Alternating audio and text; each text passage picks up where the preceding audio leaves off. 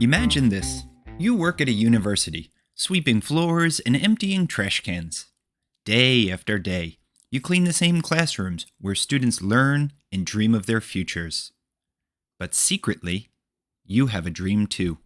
One you've been building for years, penny by penny. Welcome to Believe It or Not, the podcast where weird is real and the truth is stranger than fiction. I'm your host, Bryan, and today's story is about a man with a mop and a secret fortune. Here's your question. Can a janitor become a millionaire and surprise everyone with a huge gift? Stick around. This story will sweep you off your feet. Meet Geneseo Gene Morlacci. He worked as a janitor at the University of New Hampshire for many years. Gene wasn't famous. He wasn't rich. In fact, he was known as a quiet man who wore simple clothes, lived alone, and walked to work every day. But what nobody knew was this. Gene was saving. Every single day. He lived simply. He never got married, didn't own a car, and hardly ever bought new things. Instead of spending, Gene invested his money carefully in stocks and savings accounts. And guess what? When Gene passed away in 2014 at the age of 77, the university got the shock of a lifetime. He had left $4 million in total savings and gave $2.3 million of it to the university's College of Liberal Arts to help fund scholarships. That's right, the quiet janitor became one of the school's biggest donors ever. But how did he do it? Well, Gene was the son of Italian immigrants.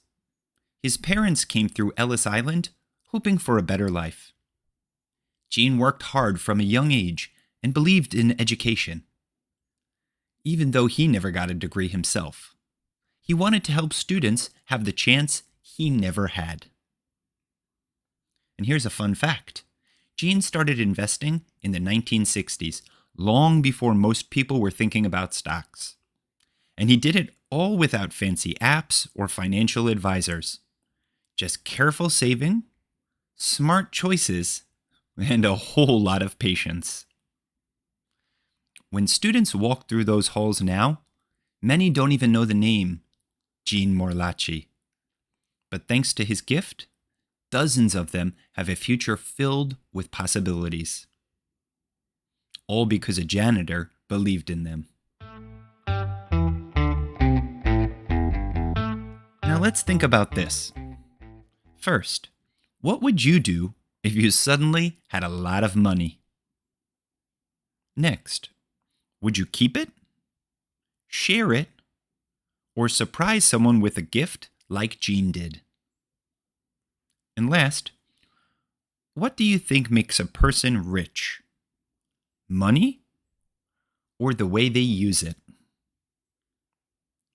Now, try writing or drawing your own version of a secret hero. What kind of job do they have? What's their surprise? And how do they make the world a better place? Gene's story reminds us that heroes don't always wear capes. Sometimes they carry a broom and a big heart.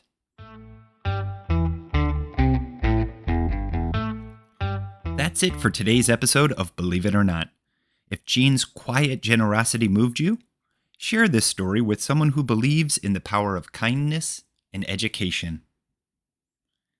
Next time, we're heading to Hawaii, where one man jumped into the ocean to save a drowning boy, but lost his backpack, his camera, and all his money in the process. But don't worry, what happened next might be even more unbelievable than the rescue.